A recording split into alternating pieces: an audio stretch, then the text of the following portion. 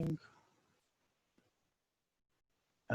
let me share my screen.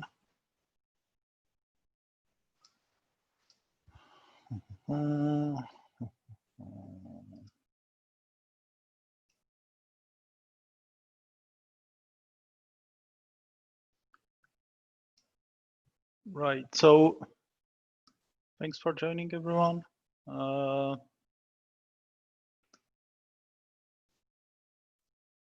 I think the first one, so you can add the link to the meeting minutes document should be in the chat. You can add yourself to the attendees or maintainers. And the first item on the agenda is question and issues open forum. Does anyone have anything they want to discuss? What's not planned, not on the agenda? Hi, Jakob. Yes, this is Matthew here. I just wanted to mention I've been updating the UI proposal a bit more. To me, it's kind of in a complete state and having been updated. So if the maintainers have any time to look over that, discuss it, I'll be very open to feedback and questions. I think, obviously, given the discussion so far, the idea of a UI is one which would be of interest. And it's kind of now just figuring out the kind of minutiae, the detail, in how it will happen. So yeah, any thoughts or feedback, much appreciated on that.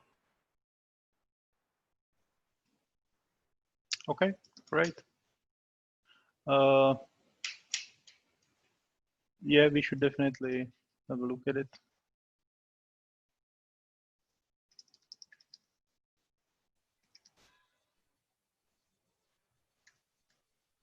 Matthew, can you add the link to the proposal here in the document just for tracking it here?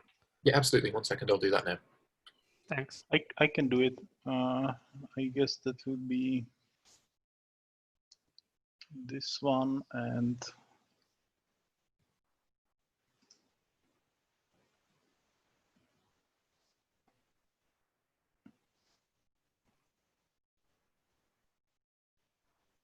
the 9 as well, I guess so. Or so I think 9 was the admin. We haven't quite gotten to that one yet, but as it's already on the agenda, we have been looking at the security side, which is 13. So I think 6 and 13 are kind of in an update, ready to look at state.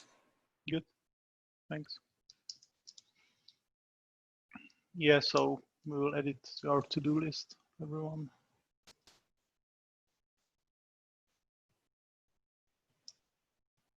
Anything else for the open forum?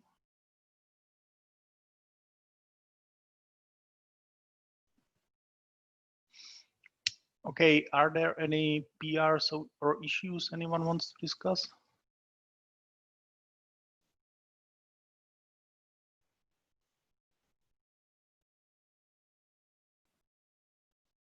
Hearing nothing. Okay, in the open proposals, we have the proposal 13, which is about the security. So is there something you want to discuss about it, or is that again something what we should review and then do the comments there? Yeah, let me just talk through it, because I made quite a lot of refactoring to it. And actually, if you go to the files changed and then just view the proposal itself, so that first admin security server MD file, if you actually view it using the 3 little dots in the top right-hand corner and just say view file, it's easier to see it in that structure. Okay, so firstly, apologies for taking so long to get this updated, but one of the advantages of doing that is it gave me a bit more time to get an understanding of the security on Strimzi and to, I think, create a slightly better proposal that doesn't have as many specific references, shall we say, to things like the simple ACL authorizer and key cloak and all that kind of stuff, and just outline a more general design of how to implement the proposal. The net of all of this is that, so the 2 things that we're looking at, one is authentication and authorization. The authorization part really we will continue to kind of take advantage of the stuff that's already available in Kafka and hence Strimzi. So I'm not planning on, or there's nothing in the proposal that suggests that there is any change in the way that you would deal with the authorization. So there's only a small paragraph there on authorization. The rest of the proposal really talks about authentication, because authentication is the piece that's a little bit more relevant here.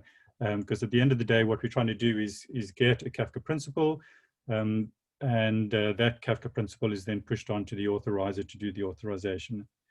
So the initial proposal that I pushed forward as well, I suggested that there were there are two mechanisms that we support for the UI, that being the Scramsha and the other one being Oauth 2. And for the admin server, I suggested that we use MTLS as well. But the mutual TLS, while there are mechanisms that you can kind of make it work, it's a little bit complicated with a little bit more hindsight now. So I've actually taken it off. And what I'm proposing is that for authentication, we only support Oauth 2, the Scramsha, and a no security scenario as well. So you can run the thing without any security on. If you look at the way the document structure then is, there's a little paragraph up at the top, which is a problem description and a little bit about the authentication authorization. And the rest of the document then goes into slightly more detail on authentication of the different implementations. So the first one talks about the admin server using Scramsha 512. And effectively what we're planning on doing for the admin server is getting hold of credentials. These are the Scram credentials, popping it into a basic auth header, and that's the thing that will come into an authorization header on the admin server when the request comes in. So the person that's, or the web client, should we say, has to do that bit with whichever way they do it manually or get hold of that information. They need to create the basic auth header. And as I say, that comes in on an authorization header, which is then decoded, and that gets passed through on the login string in the Kafka client. If we go down a little further on the document, okay, so this little diagram here just kind of shows the flow going through, and the numbers just above it correspond to those things. And actually, to be honest with you, all the authentication, when it gets to the admin server, is going to kind of follow this model, because when we talk about the Oauth 2, we are also creating an authorization header, but this time we're putting a bearer token in there, which is then used to do the authentication. If we go down a little further, so the kind of controversial bit, or the new bit, is how we deal with the Scramsha 512 in the UI, because Kafka doesn't have this concept of a login API, but there was a bit of discussion, and so I've retained the concept in the original sort of proposal, where we actually call some arbitrary Kafka client API to do authentication. And in this particular one, we're looking at the described cluster one. And this is just to rely on Kafka coming back with an auth failure. Anything else we're not too worried about. We're only interested in whether it fails with an auth failure. And that if it does, that indicates that authentication has failed. So this diagram, if you just go a little bit up on the diagram, please. Okay, so the way to read this flow is going from the left, the user requests a page, the browser will then request data from the UI backend, and it'll load credentials. Then this next, the big outline box, is what happens if there are no credentials. So that's why we have the little arrow going back, no credentials, or credentials are expired. And then that inner box is a loop. So we'll go around this little loop, waiting until we get a success scenario. So it'll prompt the user for some credentials. They'll enter a username and password, and then that ultimately ends up in a described cluster being issued to the broker on the very right-hand side. If that authentication fails, it'll come back and we'll go around the loop again, prompt for credentials, and so on and so forth. If we go down a little bit further, okay, keep going, keep going, keep going. So there, the bottom end is what happens if the authentication is successful. We store those credentials, okay? So that only happens, as I say, that box only applies if it's the first time that the users come in and there are no credentials, or the credentials have expired. If the credentials are okay when they're loaded, then that box doesn't apply, and we then can request the data from Kafka, which goes through its normal authentication and authorization process to get the data back to the UI, which will then display whatever page. And that's the Scramsha sequence. So hopefully that diagram is kind of a little more understandable and is simple enough to consume. Yeah, I think that's very clear. That's great work. Okay. Thanks. If we go down to the Oauth 2 one, so Oauth 2 was the one where I had most difficulty in the original one because I didn't quite understand how the Oauth 2 stuff worked. So I do understand now that Strimzi has a Strimzi, a Kafka, or sorry, an Oauth 2 library that they use. And I see that it has a login module which allows you to actually pass an access token or a refresh token. So Nick very kindly set up this flow of stuff for the Oauth 2. It's a lot more complicated, obviously, than the Scramsha stuff, because in this particular case, the UI has to actually access the authorization server to get the access token or the refresh token. And so there are actually 3 flows that are on here. This first bit is, so this bit in prerequisites is setting up the, or registering the client with the authorization server, which is, it doesn't actually involve the UI or the admin server itself, or the, so any of the code parts. This is a kind of a more of a manual process. And that's what that bit at the top is kind of describing. The authentication flow is the bit where the UI starts to get involved. So this is where the request comes in, and the UI has to decide whether it's got credentials, or whether it's got a valid access token or a refresh token. And if not, it's then got to call the callback to get those. And then if we go a little bit further down on the diagram, so this bit is when you've actually got that access token or refresh token, then it's the flow of the request across to the Kafka on the very right-hand side.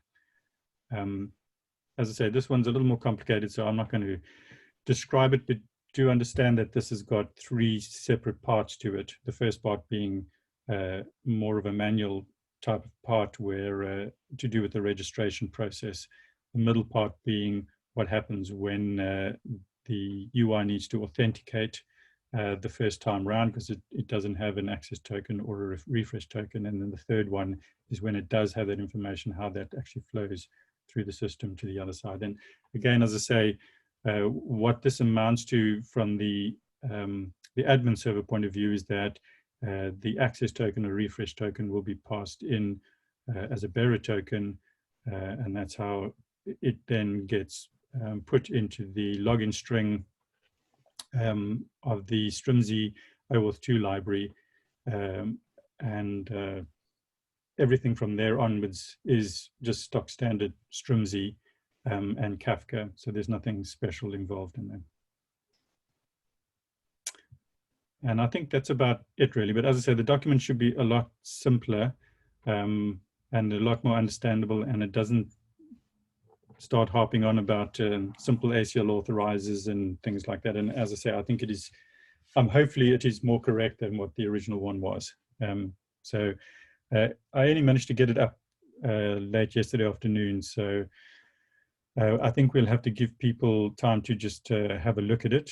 And I'm sorry to make you kind of go through the whole document a second time rather than just having a few minor updates. But as I say, I think it was necessary given the state of the first document that I submitted. And that's about it, really. No, I think that looks great. So thanks a lot for the update. I think the diagrams and so on, that all looks feasible and working for me. But yeah, I guess give us a few more days to kind of read it in detail and see if we have some more comments or not. But I think overall, kind of that what's described there should work and should be used. Cool. Does anyone else have any questions to this or comments?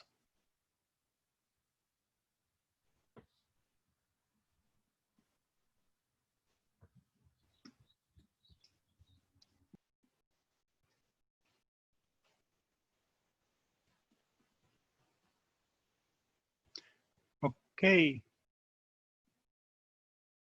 In that case, next on the agenda is the annual review. I don't think there was anything new. I think that's still waiting for CNCF. So I guess there's not much to discuss. Next one is roadmap to using CRD V1s. Over to you, Tom. Actually, if I may, let's swap them round. I was kind of hoping Sam was going to be here. Maybe if he's late, that would be the reason why I want to swap them around, basically. Hoping that he might then still let's make start with the Strimzi survey. Okay, so we did the Strimzi survey during August, and we've got the results back from CNCF, and the sort of most of the results you sort of get back a PDF with, you know, where it sort of tick boxes or whatever. Then you sort of get nice pretty graphs which you can have a look at, but where the survey had sort of free text, you just sort of get that back in a spreadsheet. So I spent a bit of time sort of going through some of those free text ones, in addition to sort of the ones where it already gives you just the numbers. So I thought I'd just go through it a bit more sort of widely. There's a few things that we can sort of immediately take away and do, and others are sort of useful to know for the future when it comes to making certain decisions. So I'll just sort of run through what I've got. I've kind of got this written up locally, but if people are interested, I can share it after the meeting. So we had a question on usage, and about 40% of respondents said they were using Strimzi in production. Over 50% were using it in staging or a development environment, and 15% were using it locally. Obviously, those don't add up to 100%. That's because it was a multi-tick kind of answer. So yeah, 15% for local sort of development. 55% of people were using it on OpenShift, and obviously that's probably a reflection of Red Hat having sort of started it off. Sorry, what was the number, Tom? 55.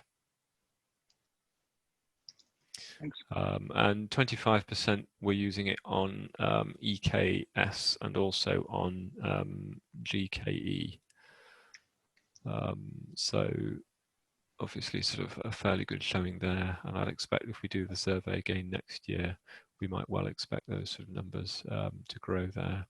And 25% were using it in some kind of development environment, such as Minikube or Kind. Kind was as popular as Minikube in particular there.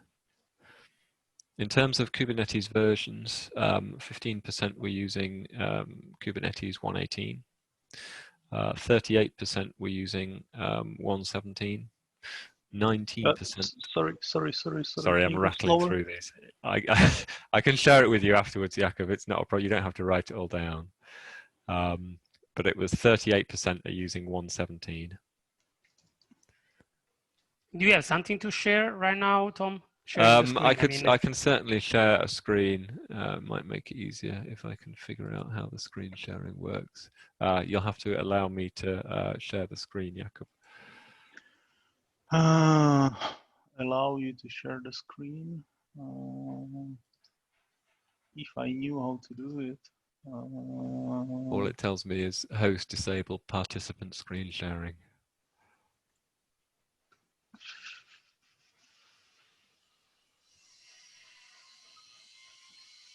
Jesus, I hate this crap.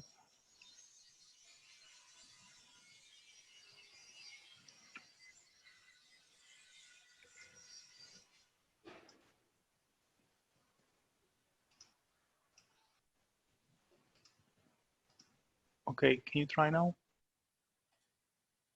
Yay.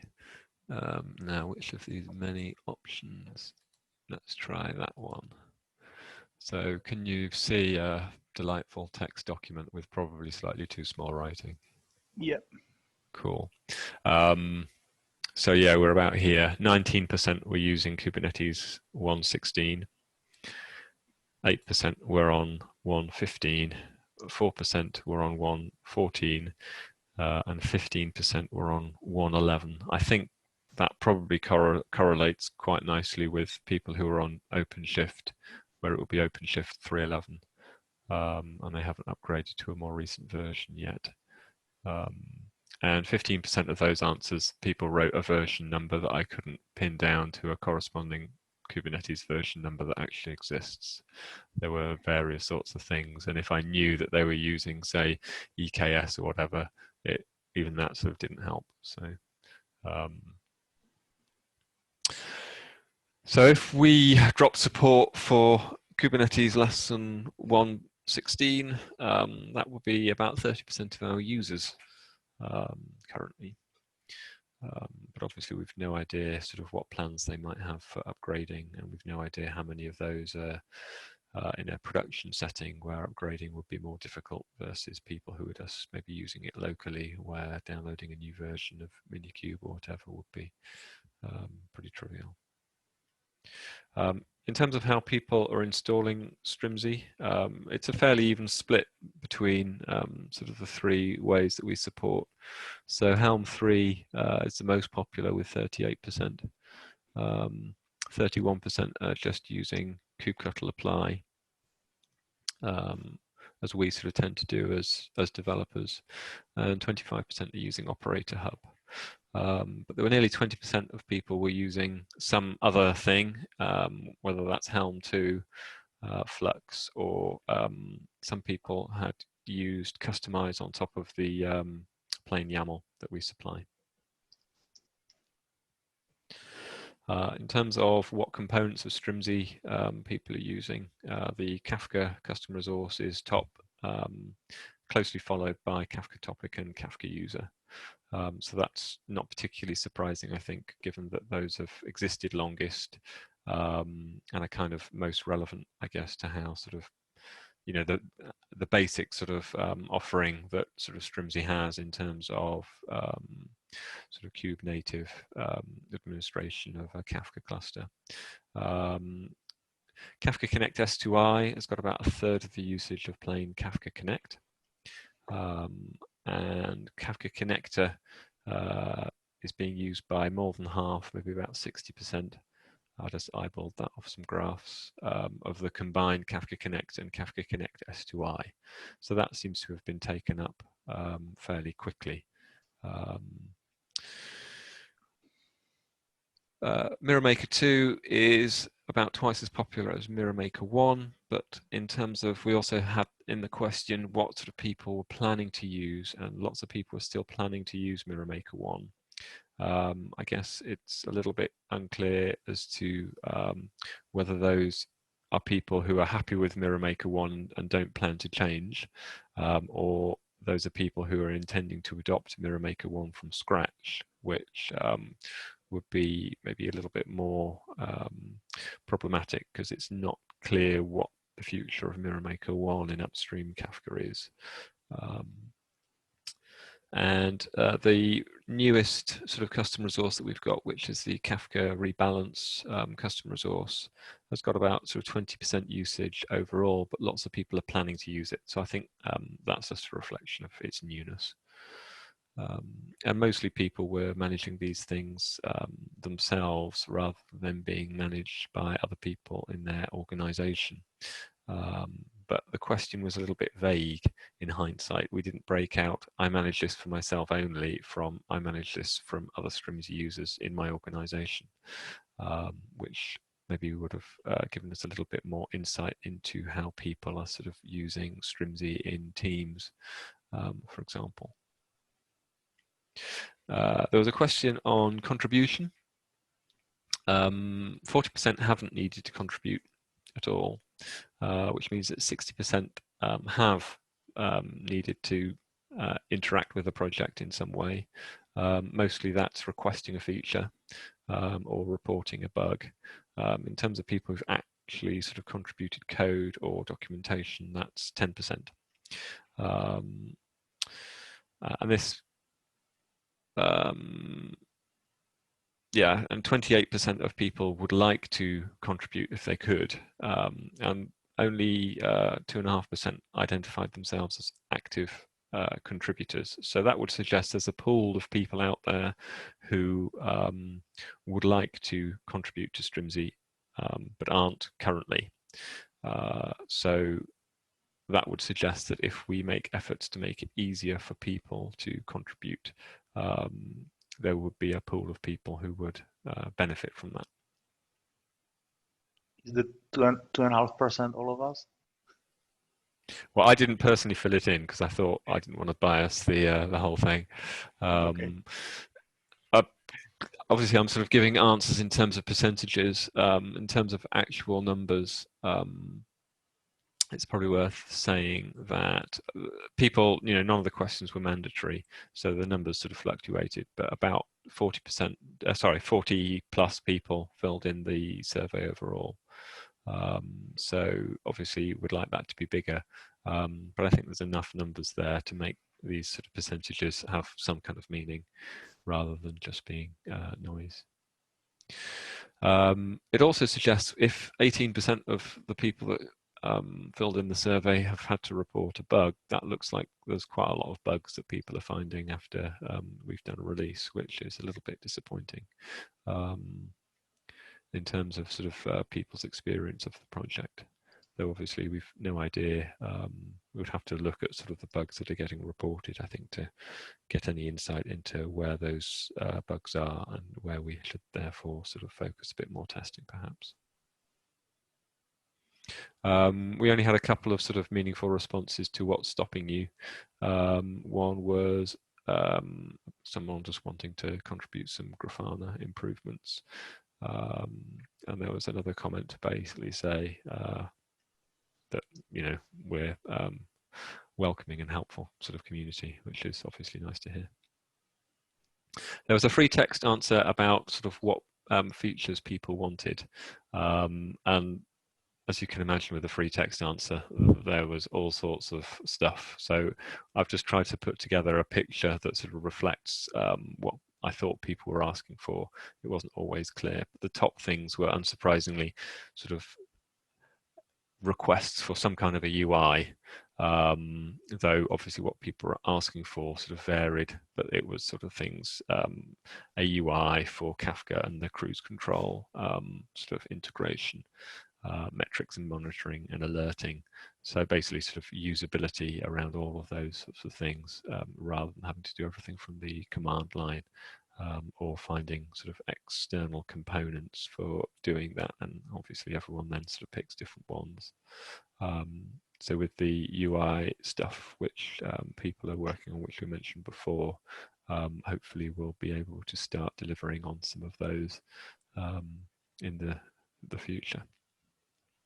Another one was more sort of integration with cruise control in terms of being able to balance the cluster. So for example, one was to do with adding and removing disks, the JBOD functionality.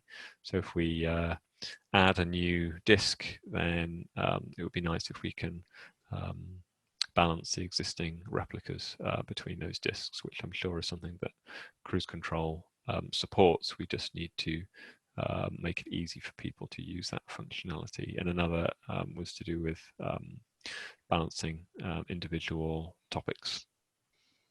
And the third most common one, I think sort of 2 or 3 people were asking for better certificate handling integration, whether that was through the, was it Cert Manager, or I think somebody was asking for Vault integration in particular. And then there were some other sort of things where, you know, a couple of people were asking for the same thing. So better connector experience was one of them, not having to build and maintain images or having some sort of catalog to allow people to do that. Another was auto scaling. Not completely clear what is meant by auto scaling, because I think people sort of have an idea in mind, but there's a couple of different ways of interpreting that.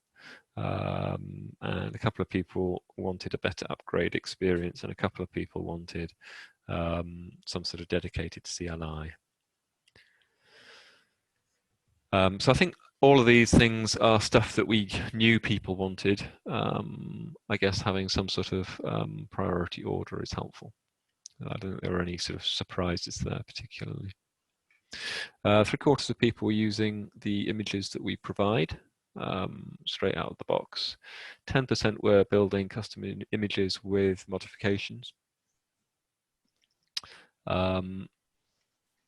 But it's not clear in hindsight, the question didn't distinguish a case of where they're having to build Kafka Connect with some connectors in from customizing the images for the Kafka deployment in particular.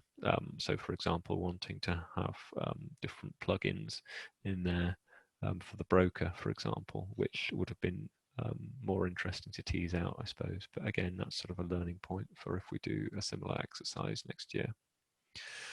TLS is far and away the most common way of exposing Kafka, so that's TLS within the cluster. And when it's external to the cluster, it's a fairly even split between routes, ingress, and the load balancer. Hardly anyone was using node ports. Again, TLS client authentication was the most common, and that was about twice as popular as Scramshar. And Oauth was more popular than Scramshar, but not by very much, as I recall. And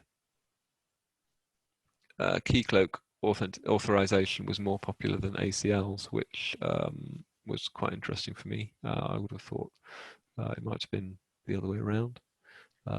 Interesting, because that means that most of the users don't use authorization. Yeah, OPA was also more popular than ACLs as well, and that's also sort of surprising. So it suggests that yeah, people maybe aren't using authorization so much. I'd have to go away and look at the numbers to figure out how many people weren't using authorization at all. But ACLs certainly seem not very favored by users there. We had a very in-depth question around documentation, which was a little bit hard to summarize. It might be worth showing that to the people that contribute to docs in particular. But it wasn't clear whether people got the difference between the quick start on sort of where on the front page of the website, it sort of points you to the quick start, but there's also a separate quick start guide, which is sort of more of a, well, it's sort of an ASCII doc type document rather than a web page. And the quick start guide was pretty low. So it's not clear whether that just wasn't being sort of people weren't sort of finding that on the website, or if they just didn't find it useful if they had found it. And we already knew people weren't using the mailing list. But there was a free text here, and people were really sort of quite complimentary about the documentation. So that's sort of worth sharing, I think, with people who are writing documentation. And then lastly, there was,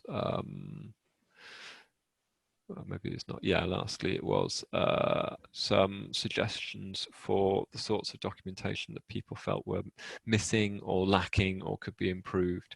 And again, I sort of tried to just pick out some sort of themes. One was basically about finding stuff. So people were struggling to find the metrics, for example, and the examples folder in the download that we provide. We should probably highlight those a little bit more clearly on the website so that people can dive in and see how these different sort of configurations work without necessarily having to wade through the documentation. You know, the simplest way of doing that, I thought, would be just sort of add a sentence to the quick start to point people to the examples folder that's got various different examples sort of pre-canned for them to try out. There was another sort of theme around production planning, so people wanting to know best practices, or how do I plan a production system, that sort of thing, you know, what the recommendation around memory is and so on. It's this difficult documentation to provide because everyone's requirements are different. Yeah, it's a bit tricky to do that. With respect to mirroring and replication, people were wanting a little bit more documentation there as well. Tom, do you think that those which make some sense, that you can convert them into issues? Yeah, I don't know. I can't see who's on the call. But yeah, There's I can. I'll no speak Daniel, to. no Paul. Okay, I'll speak to Daniel and Paul and figure out which of these we can do something about and turn them into issues. Yeah, I think anyway, even if they don't want to do anything about them or don't have time, I think we can have GitHub issues and we can mark them with the good start labels or something like that. And maybe we can then tweet something that if someone wants to contribute with documentation or something. Yeah, or a blog post. I mean, an interesting one, for example, would be somebody sort of wanting a real case scenario with geo-distributed sort of replication, which would be, you know, make for a really great blog post, or yeah, some sort of documentation at least, because we provide the bits for that, but just walking people through how to do it would be really useful. About this one, we can leverage, you know, the Oktoberfest that is starting in October. So we can tag as a good start, and even for the Oktoberfest, I guess that there will be people in order to get this T-shirt from Oktoberfest to help us on fixing GitHub issues of this kind. Okay. Yeah, that's a good idea. And then there are other sort of minor sort of things that people had, which, yeah, I can turn those into GitHub issues and talk to Paul and Daniel about which of those to prioritize. And that's it. Like I say, I can share this document after the meeting, and also the sort of the PDF, which has got sort of more of the numbers in. I'm also happy to share the spreadsheet, but it's not much fun to wade through, to be honest. Any questions about that? Now, I was just noticing one thing about monitoring, because it seems something that they are looking for.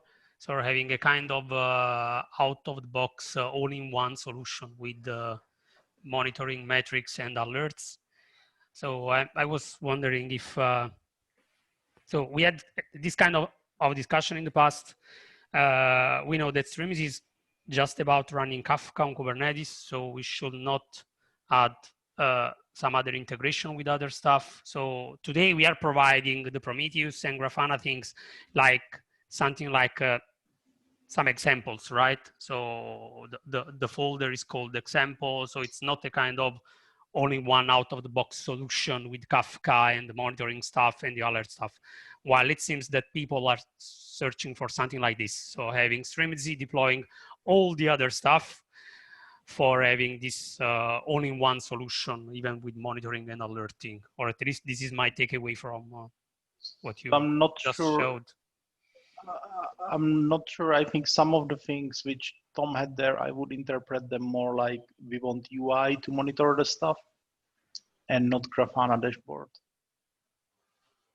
That could be another interpretation. Or the other one, or at least my was about having, I don't know, less pains for having the Grafana dashboards up and running. While we know you have to install Strimzi, then you have to install Prometheus using the Prometheus operator, then you have to install Grafana, maybe with the Grafana operator, and then you get all the monitoring stuff ready.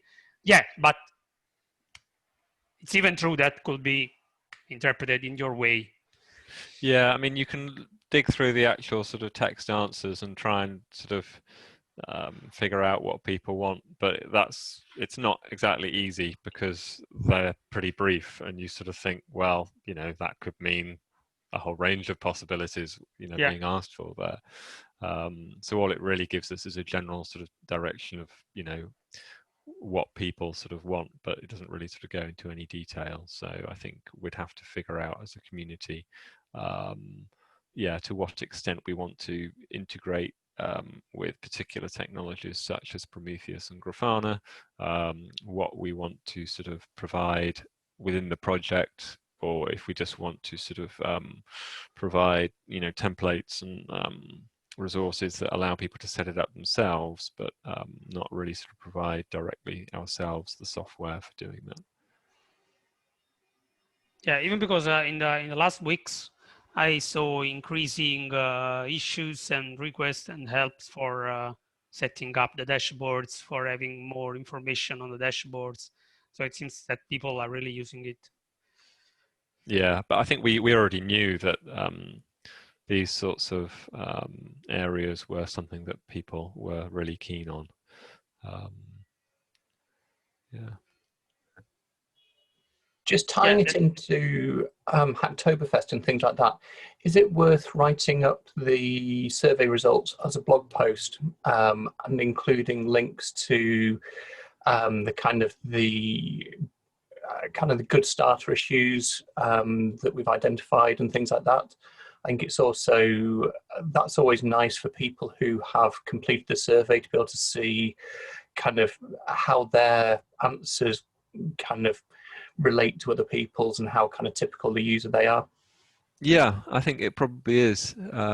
If we think people who read the blog would be interested in that, I think being able to demonstrate that we've listened, it wasn't just an exercise we went through just for the heck of it, and being able to point people to sort of know that, hey, this is in demand, and we think this is relatively easy for a newcomer to try and take on. I think that would be really, yeah, a great sort of way of wrapping up the whole exercise. I suppose I'm going to have to say I'll do that.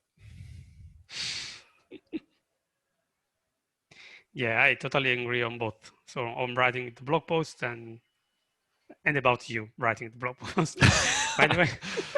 By the way, yes, I totally agree, because yeah, as you mentioned, it means that we are listening people, that the community is open. We want to have your feedback.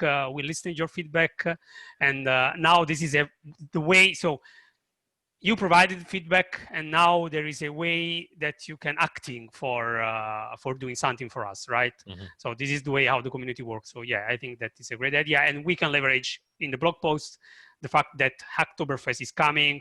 So, you know, it's just about a t-shirt. So not only do I have to write a blog post, I've got to do it before Hacktoberfest. Yeah, which is starting from the October 1st, right? So we have 1 week. Okay, I'll see what I can do. Any more questions about that? To be honest, I'm not sure these two should be mixed, right? I think having a blog post about the things which you can contribute and link it to Hacktoberfest, that's good idea. Having a blog post about the survey results, it's good idea, but I'm not sure I would link it together, right? Because I think it sounds a bit weird to kind of say, oh, hey, we listened to all your comments and now you can go and implement your comments. That's one thing. And then second thing, the survey result might be interesting to some people, but these might not be necessarily the same group as who would be interested in the contributions. So having two separate blog posts might better capture the groups interested in it, or? Yeah, that's a good point, Jakob. Okay. Yeah, well, definitely. I'll try and write at least one in the next week, and we'll see where we go from there. Yeah, I can help on second one, but we have to. So you can write the blog post about the survey result, of course, because you did all the great work that we just saw. And I can help on the other one. We have to just identify some good start issues from the survey. And yeah, it will be, I guess, the second one will be a short one because yeah, there is nothing more to say after the survey results. But yeah, so it means that because October will start in 1 week, you have less time for writing the survey result blog post because we have the other one to get ready before October 1st. I'm just kidding, Tom. So take your time, of course.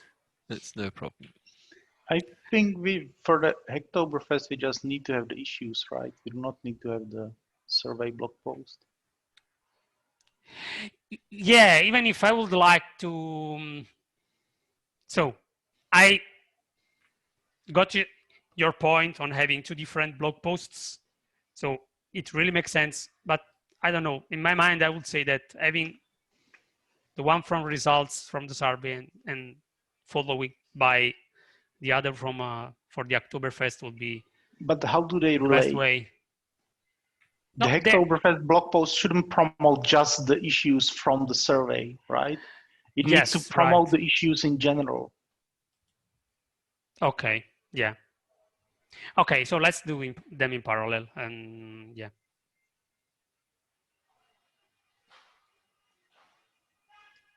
About blog posts, we have to plan when publish them because I guess that on Monday we already have a blog post planned for the Azure Data Explorer, use it with Strimzi.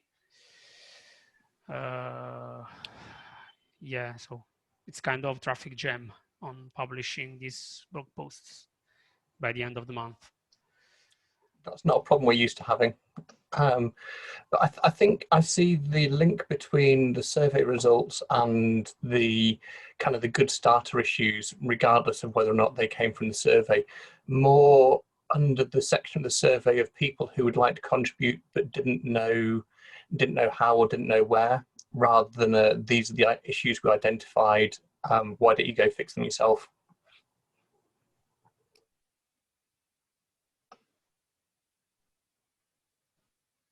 So do you mean that somehow we should correlate them? No, I was thinking, so Tom presented some numbers about the number of people who've raised bugs, and if I remember rightly, there were 28% of people who expressed some interest in contributing, but hadn't for whatever reason.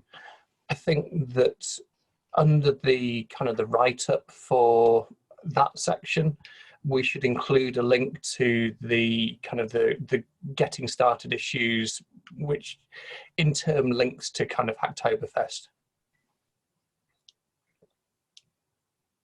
But to be honest, we've talked probably enough about this, and we only have 8 minutes left, and I think it's probably also important that Tom talks through the next point.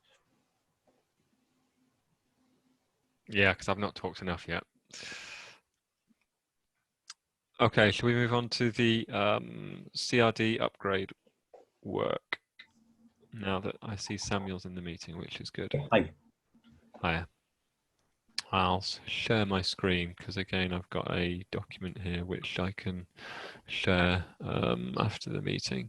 So this is based on some work that I've been doing to be able to generate different schemas for different versions, API versions I mean, and basically figuring out how we're going to get to using version 1 of the CRD API, which is important because Kubernetes version 1.21 will remove version v1 beta 1 of the CRD API. So in order for Strimzi to work on Kubernetes 1.21, we need to be at CRD API version 1. And in order to do that, we have to have a structural schema. In particular, what that means is, so we would need to have a CRD where each of the different versions in that CRD had a schema and the schema was structural. We wouldn't be able to move to v1 of the CRD API if we had one schema for, say, version 1 beta 1 that was non-structural, and the schema for version 1 beta 2 of a Kafka resource being structural. That wouldn't cut it. So basically what we need is a roadmap to get from where we are today with a Kafka resource that's version 1 beta 1 and non-structural to having a Kafka CRD that declares a v1 beta 2 resource that is structural and doesn't have the v1 alpha 1 or v1 beta 1 versions of the resource. And how we're going to get there with users who've obviously already got these CRDs installed. So what I think is the most viable route to this, and I've done this sort of document in terms of Strimzi 0.20, 0.21 and 0.22. Obviously 0.20 is about to go out of the door. What I've described as 0.21 and 0.22 don't actually have, you know, the features that I'm describing and saying would be in those versions wouldn't have to be in those versions if we were releasing more versions between now and when Kubernetes 0.21 becomes available in a bit over 6 months' time. But I felt it was easier just to sort of be concrete in terms of version numbers, so that because yeah, there's more than enough version numbers in this document as it is. So the plan would basically be to release 0.20 pretty much as it is, and encourage people to update their listeners in particular and remove any of the fields which are already sort of marked as deprecated in the other resources. So basically we wouldn't hold up 0.20 at all. Then in 0.21 there'd be quite a lot of work to do. This would be basically a gate release, meaning that in order to get to any version of Strimzi beyond 0.21, users would have to upgrade through 0.21 and follow a particular procedure in order to be ready to upgrade to 0.22. And this would be only supported on Kubernetes 1.16, obviously through to 1.20. The reason why we can't support earlier versions of Kubernetes is earlier versions of Kubernetes didn't support having multiple versions, or rather a schema for each different version declared in a CRD, which is a feature that we need in order to be able to eventually get to version 1 of the CRD API. And the reason this wouldn't work for Kubernetes 1.21 is because this CRD would still be declared using version 1 beta 1 of the CRD API. So what we do in 0.21 would be to have a review of all the existing CRDs to check that there's nothing similar to the listeners change which Jakob has made, and if there was, we would do a similar sort of refactoring. So I'm fairly convinced that we do want to do a similar refactoring, at least for the JVM options, which is currently a sort of JSON object. In Java, it's a map of string to object. JVM options are actually ordered, and using a map basically destroys the order. And if options are presented in the wrong order, then the JVM won't start up, and a user's already encountered this. So I think this is something which is worth fixing, using a similar refactoring to what's happened for the listeners. And that applies obviously not just to the Kafka JVM options, but JVM options everywhere else as well. So Zookeeper, and presumably Kafka Connect and Connect S2I. And we'd also want to sort of double check that the type of all the other properties, we couldn't foresee that they would need to change, because whenever you've got, and by type I mean the JSON schema type, so string, integer, boolean, object, or array, basically changing those types results in a compatible way without using a conversion webhook, results in a non-structural schema. So this is our last opportunity to do it, unless we're going to force people to install a webhook, which in the fullness of time we probably will, but that's not something that we want to do right now. That's another sort of aspect that I've done a bit of research on, and well, I won't, we're already running over, so I'll just skip over that part. So we've developed the v1 beta 2 schema in Strimzi 0.21, and it would be a structural schema. It would need to be backward compatible with v1 beta 1, by which I mean that any schema valid v1 beta 2 custom resource would be a schema valid v1 beta 1 custom resource, but not vice versa.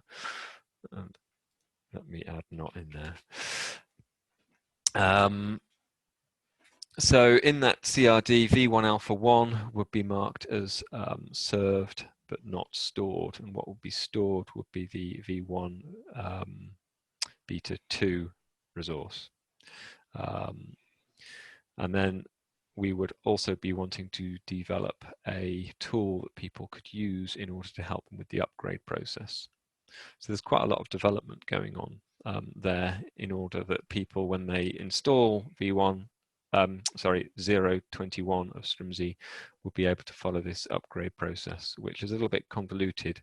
It involves changing the CRD itself, which historically people have never had to do when installing Strimzi. They've just installed the CRD and never thought more about it. Whereas in order to upgrade and get rid of the v1 alpha 1 and v1 beta 1, there's an upgrade process which is described here. Once we've done all that work, however, it means that in what I'm calling Strimzi 0.22, we would basically not have anything to do, except we would be supplying a CRD that was using the version 1 of the CRD API, and that version of Strimzi would work on Kubernetes 1.16 plus, including 1.21 plus. So that is sort of the result of quite a lot of work, figuring out what Kubernetes does and doesn't allow, and exactly how you can do this upgrade. Are there any questions on that? I've rattled through that at a high rate of knots, and I'm sure Jakob will probably have followed because he's aware of some of this work, but for other people who might not be, that might have been a little bit quick, but I can share this document after the meeting. I wondered about two things. Should we really change the fields like the JVM options in 0.21 and at the same time basically move there to the new schema? Shouldn't there be some additional version in between to kind of change the layout within the v1 beta 1 and only then in the next version do the v1 beta 2 migration? So yes, I mean, I've got this little section at the bottom about timing. You could certainly do it that way as long as we were able to deliver those 3 Strimzi versions between now and when Kubernetes 1.21 comes along. And obviously, we really want people to have gone through the 1.21 upgrade, because, well, they've got to do that before they can get to 0.22. So yes, we could certainly do it that way. We could split up some of the work that I've attributed there to 0.21 into 2 different Strimzi versions. That would certainly work. And maybe one other question. So when you describe the tool converting the CRDs in 0.21, it sounded a bit weird when you come as a new user in 0.21, that you would actually get the old version and then still need to run the conversion, or did I get it wrong? That is true. You would need, that would be a weird user experience. The problem is that we have to supply a CRD that existing users install, which declares their existing versions. So v1 beta 1 of the Kafka resource, and obviously all the other resources as well, but just trying to keep the conversation simple in terms of Kafka resources.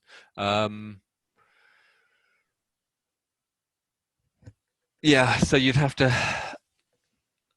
sort of supply a CRD that's got all of them in for existing users, but obviously new users could get away with having a CRD that only declared v1 beta 2 in it, and then they wouldn't need to go through this upgrade procedure. But it's the choice between having one set of CRDs for existing users and a different set for new users, or just having a single set for everyone. So it would simplify things for new users at the expense of complicating the installation, forcing people to choose, am I upgrading a existing Strimzi installation, or am I creating a new one? And then obviously then that duplicates testing if there's 2 lots of CRDs to be tested and all the rest of it.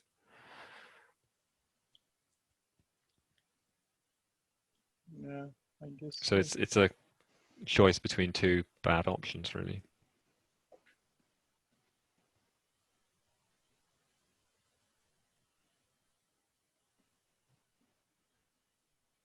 Just to elaborate a little bit on the tool, because it's sort of described in the document, but one of the steps, step 5 of this upgrade process, users would need to edit the status section of the CRD in order to change the stored versions to remove v1 alpha 1 and v1 beta 1. This is one of the sort of key reasons why I think we need to develop a tool to do this for people, because at the moment kubectl doesn't let people do this. You can't change the status of a resource using kubectl. So in the absence of support there, either we provide a tool or can point people to some other tool, or we sort of assume that magically this feature will definitely appear in a version of kubectl before Kubernetes 0.21 comes along. I kind of think that we can simplify the upgrade process for people by developing a tool, and we're then not relying on the developers of kubectl actually implementing that as a feature in time.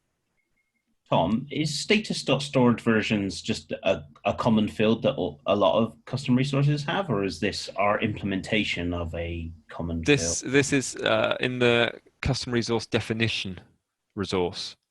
Oh, sorry. Yeah, I get you. Yeah, no, it's confusing. Don't worry. Yeah, sorry. I didn't see the D. That makes sense. So the CRDs have got a bunch of different things in their status, one of which is as to whether a particular schema for a particular version is a structural schema, for example.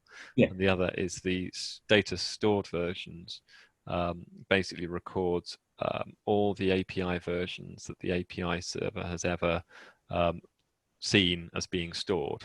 Yeah. Okay. It doesn't keep track of the number of instances, so it can't remove this itself. If you've upgraded all your v1 beta 1 to v1 beta 2, it can't. It's not kept track of the number of different ones. So that's why you have to sort of go in and change it manually as a way of sort of asserting that, yes, I really have updated all my resources to be valid to the v1 beta 2 schema. And at that point, you can then basically remove v1 alpha 1 and v1 beta 1 from the CRD. And then it's as if they never existed, which is kind of where we need to be in order to have what I've called Strimzi 022 here, which uses the v1 alpha 1, which we can then use because v1 beta 1 of, sorry, v1 beta 2 of Kafka is a structural schema. And so if you don't delete them from stored versions, there is no upgrade path? If you don't delete them from stored options, you wouldn't be allowed to install the CRD in Strimzi 022. It Cool. would basically Okay. say, hang on, I know about something called v1 alpha 1 and v1 beta 1, but these aren't declared in this CRD. You can't install it. Yeah, no, that makes So sense. strictly speaking, you could do that as sort of the first part of the upgrade for Strimzi 022. But I think it's better for people to do it, you know, sort of at their leisure during their use of 0.21. Yeah, no, that makes perfect rather sense. than basically the moment they download 0.22 having to do a bunch of stuff before they can use it.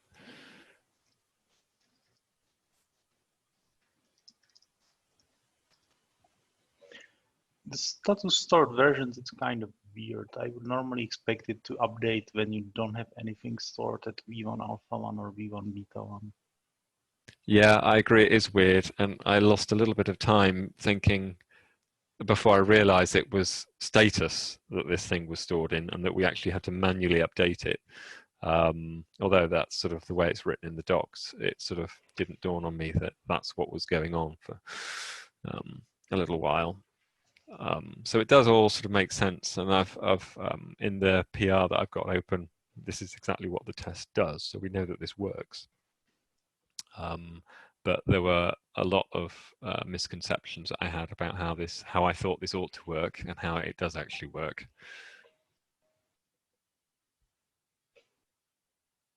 And of course, it's possible that you know, Kubernetes changes between now and 121 and makes this stuff simpler, but I don't think we can assume anything like that's going to happen. We have to start acting now.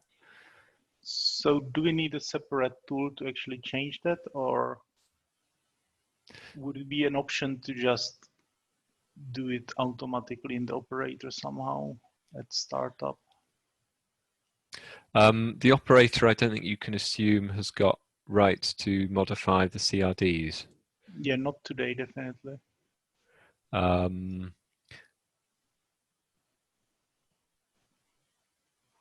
Let me, could the operator do this? I think there's definitely user.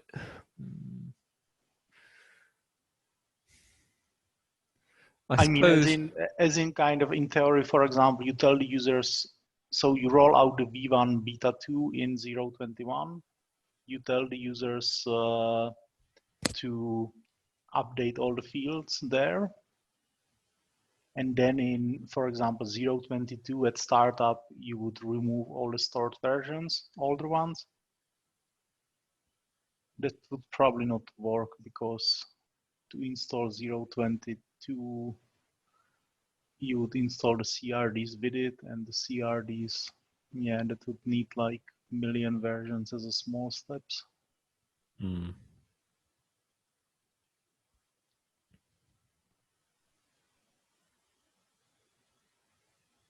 One of the reasons I think also a tool makes sense is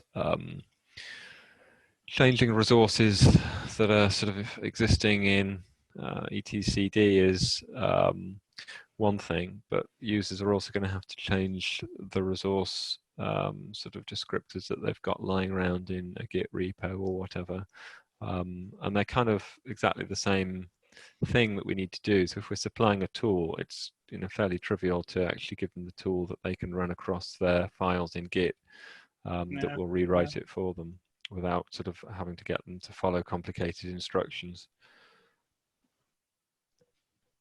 Which obviously the more we change in between v1 beta 1 and v1 beta 2, the more complicated those instructions appear, and the more off-putting the whole thing is for people. Whereas if we say, look, we've got this tool, you run it like this across your sort of files in Git, and you run it like this in order to update your CRDs in Kubernetes, then I think that doesn't seem quite so daunting as giving people sort of pages and pages of stuff that they've got to change by hand.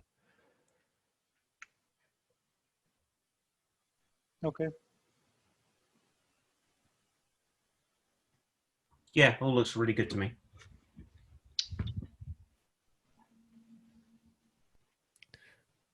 I've rather overrun, so sorry about that, anyone who's still on the call. But yeah, if there's, I can send this round after the call so that people can have a closer look and read it at their leisure. I'll put the link in the meeting minutes. And if there are no more questions, then I'm done.